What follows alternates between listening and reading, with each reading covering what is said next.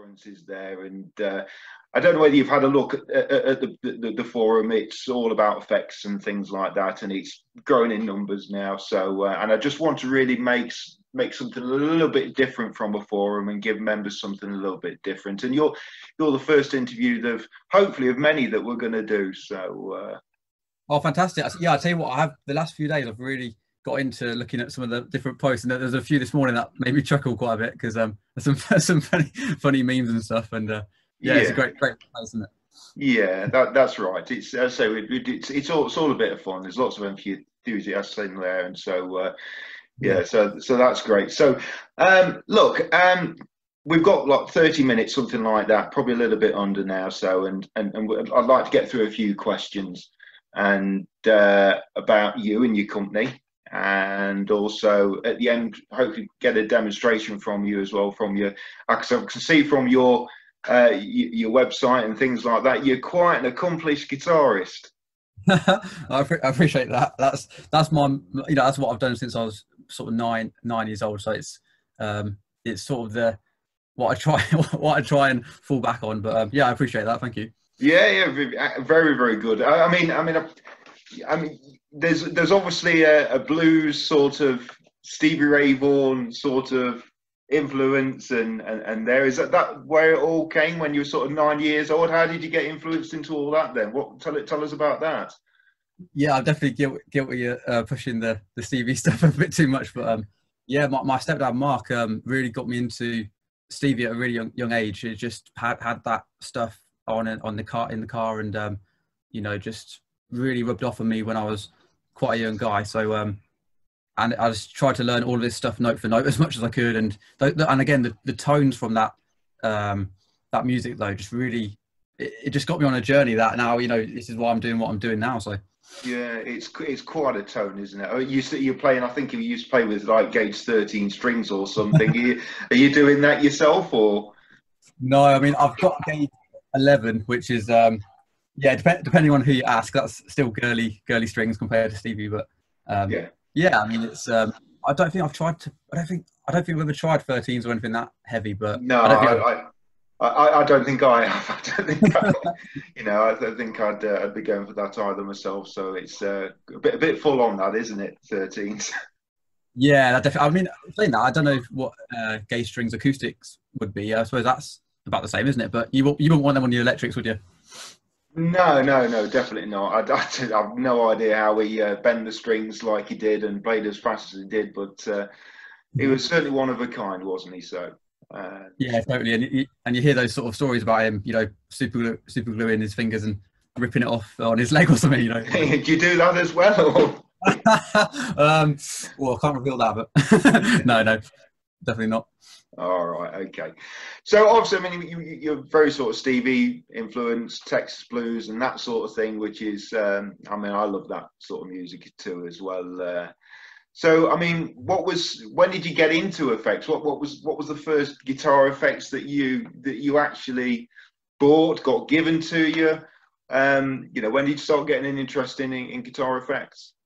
Well, I can't quite remember what the exact first one was because, again, my stepdad Mark had 2 or 3 floating around the house, which I mean, I remember once going into my cupboard, and he sort of stored a few old comics and old bits and bobs in there. And but I remember one day I found this old Colour Sound wah.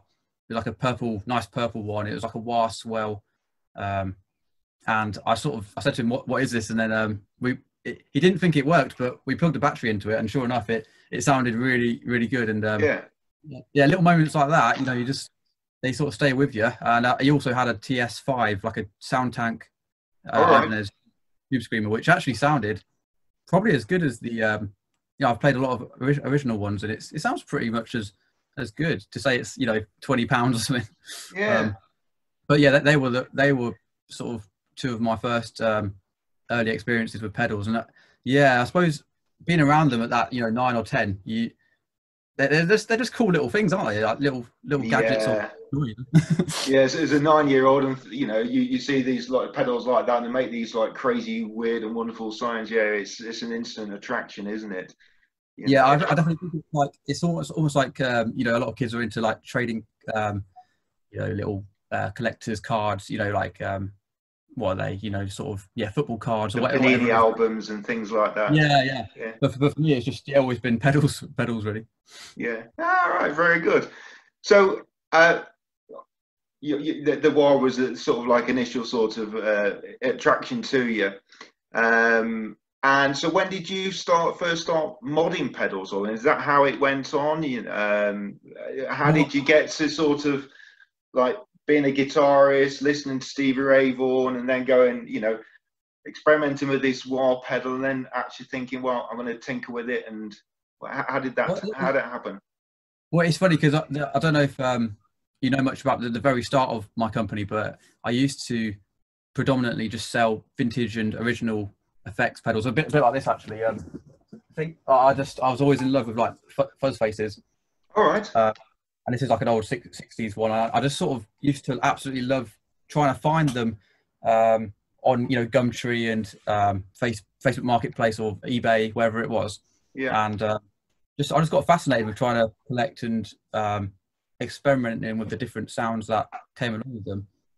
And eventually, it just I met a really cool guy who is now my main tech in my business, and he was fixing a lot of these old things because, you know, you'd buy them and they'd be all battered and wouldn't work. So is that KK? Yeah, that's it. Who is KK? He is Kinky Keith. Kinky Keith. All right, excellent. I don't know if you're going to announce that full name online, but that's good fun. So Kinky Keith's your head technician, and he was sort of helping you along with. He's such a great guy, and he's a bit of a genius when it comes to all this electronic stuff. And he was fixing all this old stuff. And one day I went round to his house, and he'd built his own fuzz pedal, and I plugged it in, and it just sort of exploded the room, and it just, like, you know, I couldn't believe it. Yeah. And at that time, I sort of said to him, I had one of my favorite, because I've played through thousands of different fuzz pedals. I sort of said to him, would you be able to, you know, take a bit more inspiration from this one, and we'll put our own stamp on it as well. Yeah. And before we knew it, we had our own design, which honestly, I just couldn't believe how consistent it was, because a lot of these old pedals weren't very consistent. You'd play one which was great, you'd play another one which was great. We managed to find like a formula where it's just like every one was sounding as good as the other. So then my brain was ticking, thinking maybe I can actually, you know, supply these to guitar players. And just before we knew it, it took off before, you know, like bigger than we could cope with. Yeah, you've got quite a following on sort of Facebook and whatever social media. That's in the tens of thousands. You've got quite a following there. That's for sure. Yeah, we're really trying to focus on social media, because that's where people are nowadays, isn't it? You know.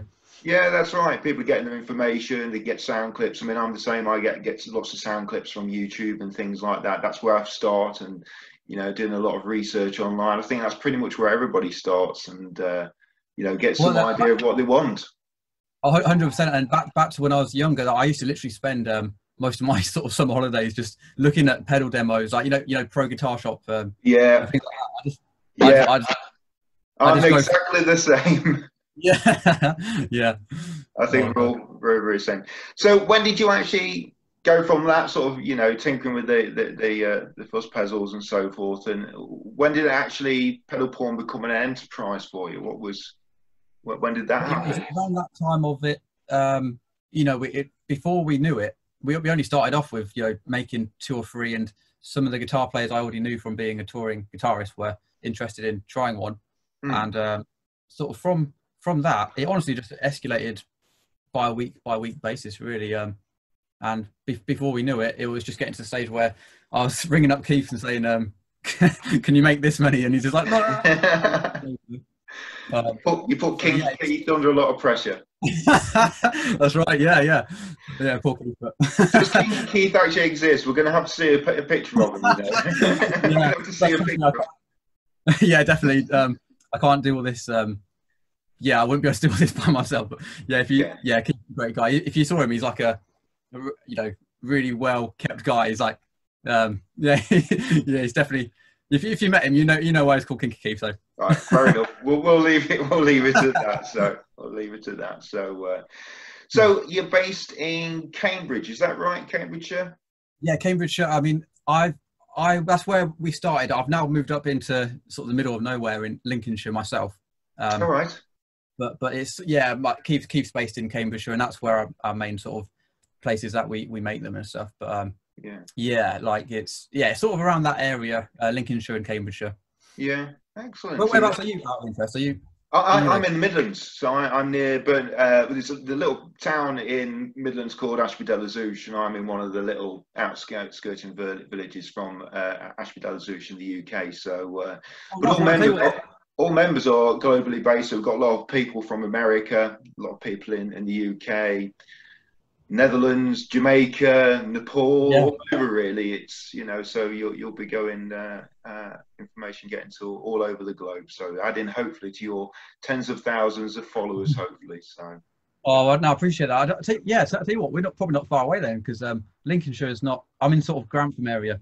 Yeah, so. All right. Yeah, you're not too far from me at all. Yeah, probably about an hour and a half, something like that. I think I see you out. Yeah. Well, if I turn my orange amp up, you might hear. Yeah. That. If I turn that up loud enough, you might hear that. So, so where do you distribute your products globally, or what's the process? Well, it started off just me shipping them out one at a time to direct customers, but we've now started to take on some pretty great dealers all over. But they're starting to come in one by one, and we've got some good dealers in the States, in Australia, and just around Europe. It's starting to pick up quite considerably. Yeah. And is this full time for you, or have you got another job as well? What's the situation? Well, I say full time. It's even probably more than that. It's just 24/7. I just never switch off. I mean, and of course, because of the COVID stuff, the live music side of stuff for me is, it's gone, isn't it? It's dead. So that was my other main focus before this, but because of it seems like since lockdowns happened, guitarists are sat at home and a bit bored and stuff, and they want more gear to keep them happy. So one thing's died off, but the other thing's picked up for me, really. So well, there's one thing that we're doing as guitarists now. We're stuck at home, and that's what we're doing. What we should have been doing beforehand, and that's practicing. we've got no excuse now to practice. We can't say, we can't learn that riff, or we haven't got that riff right. We can't turn up to band rehearsals and say, well, I haven't learned that part yet, because we've got the time now, haven't we? Yeah, totally. Yeah, that's it. It's always that's the thing with pedals, though. They are a bit of a distraction from what we're supposed to be doing, getting better. But yeah. And how do you go about creating a pedal? I mean, you've got a few pedals in your range, and so how does the creation come about? How do you start off? I mean, someone like me, I wouldn't know how to start off creating a pedal, and so if you take us through the process. Yeah, I mean, to be honest, we'd love to have more out, but at the moment we've had the sort of not the issue, but the sort of thing to contend with of not being able to sort of get them out from the demand that we've created already. So it's like, instead of putting out a new design, we just haven't got the infrastructure to do that yet, because we're just so small and stuff. So it's we'd love to get more out, but to actually start off and get an idea from your head into the actual marketplace, it's a long process, really. I don't know how some of these companies do it. They sort of churn out a new design every day or something. I don't know how they do it, but I think crazy. I think the initial idea is when there's a tone that is just not being supplied in the marketplace that just should be there, and I think but only something that I would personally miss and want to play live myself, because I don't just want to do another Tube Screamer or another when there's already sufficient out there. But for this, I saw a real need for the two designs that we've done, because they just weren't there. I mean, the fuzz not so much, because there is a lot of fuzz pedals out there, but especially for the other one, the Texan Twang, it's like there was just a real need for it, and thankfully we managed to recreate the sounds of what I was trying to get out there. And again, Keith just he's the real genius behind the sounds. I've got the sounds in my head, but then he's got the ability to put that on paper, sort of thing. Yeah, right. Very good. Good. So, I mean, how would you describe Pedal Porn Effects, and as a company, what's the ethos behind the brand, the company, and the pedals? How would you describe it? Well, I suppose again back to the fact that I'm a player, and I've spent my life as a player, and I'm not necessarily like a engineer and tech guy. I'd say that I am just a player for, like, I don't really have a saying for it, but you know, I'm producing the tones for players. I'm one, you know. You're a player creating pedals for players, which is not exactly. That's the thing. I'm it's not a bad ethos, is it? You know, you've got, you know, how pedals interact. You're going out gigging, you're going out touring. You know what you need. And I think that's where a lot of good inspirations comes from. I think you've got to be, you know, a guitarist from the first off, you know.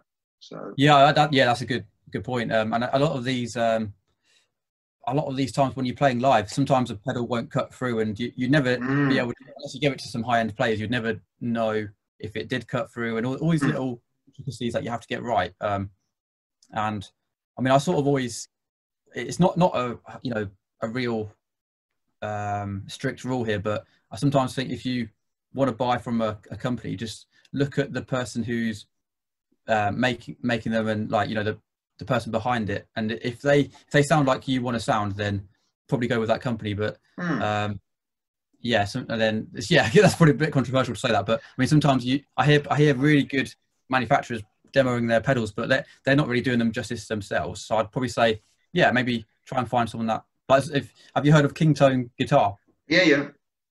I mean, if you look at Jesse's playing and like his, I think there's what you mentioned earlier about the internet and stuff. Information is more accessible, and there's so many brands and products out there for us as guitarists to actually to buy and get involved in.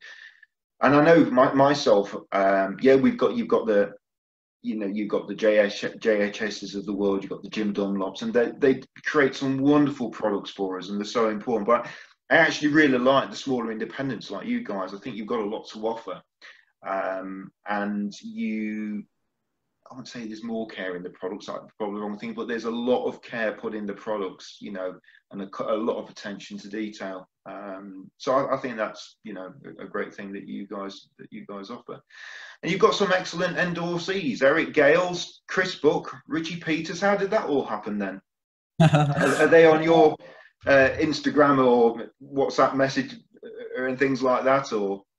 Yeah, I mean, for example, Chris Buck, let's take him. I was good friends with him. I think he reached out to me maybe like 10 years ago now. It was ages ago, because we were both endorsing this guitar string brand at the same time, and they've gone bust now. They were a tiny little company, but he reached out to me and said, I like your playing and stuff, and we sort of hit it off. And in fact, he lived, you know, maybe 10-20 minutes away from my grandma's house. So when I used to go and stay there as a kid in the summer holidays, because Chris was 10 minutes away, we'd hang out and just jam all day, and again, talk about pedals. And he'd always have like 50 pedals like there just on his board. And but so again, that stemming back from being a player, I suppose I had a bit of a luxury of knowing some of these guys actually from that life. So I was quite lucky, because a lot of these guys become, not saying Chris is like this, but some guys become almost unattainable once they get to a certain level, because they're so busy. They haven't got time to write to everyone. And Sure, absolutely. Yeah, Eric Gales, how did that one come about? Oh, Eric, I actually met him in Australia once, because I was playing at this little festival there, and he was as well. And in fact, it was a bit of a surreal moment, because Buddy Guy was on stage, and I was sort of side of stage with Eric Gales, and I was sort of like, I went up to him and sort of said, just introduce myself, and I think I might have nabbed his email address or something. And I thought I'd stick that in my back pocket, and then it came in handy one day, because again, his playing linked with that pedal really just resonated. He's great playing it. There's definitely a link between his playing and the products and pedals you're providing. That's for sure. So, so we've got a few minutes left. So hopefully we'll get on to a little bit of a bit of a demo from you in a minute. I'm sure the members will love that. If we cut off, I'll call you back and probably do the demo on another interview, something like that. So after this one. Oh, yeah. But I mean, what's next for pedal porn? What's your plans? Obviously, you don't want to give away too much marketing information, but what are you thinking ahead? Just it's we've got 2 or 3 pedals that we'd just love to release. In fact, I've got one idea. If it pulls off, I honestly think it might be quite it will be really needed by a lot of players. I don't know if we can pull it off yet because it's pretty crazy. It's like not something that I've seen before. Right. But there's 1 or 2 that I hope to do before that. I don't want to overwhelm us too much. But quite honestly, right now we're just trying to get the orders out for the Texan Twang because we just can't quite keep up. So it's honestly day and night just trying to get them out. And once that dies down a bit, hopefully we can release the next pedal, which is it's almost there. We're just waiting on a few tweaks here and there. But so it's already in development and stuff. You've got it. You're working on it. Oh, that's excellent. So hopefully it'll be on the market soon as then. Yeah, you've got me salivating already. So well, I can't quite say what it is just yet, but it's I think it's definitely. I wouldn't want to put out a pedal that's not got a real need for it. So I think there's a bit of a need for it. So excellent. Well, that sounds really good. So. All right. Okay. Well, I'll finish off this interview then, if that's all right, and then I'll call you back, and then maybe we can do a quick sort of 15 minutes or whatever of you just demoing pedals, and we'll take it from there. All right. Cool. Yeah. So I'll call you back in a moment. Fantastic. Thank you. Cheers.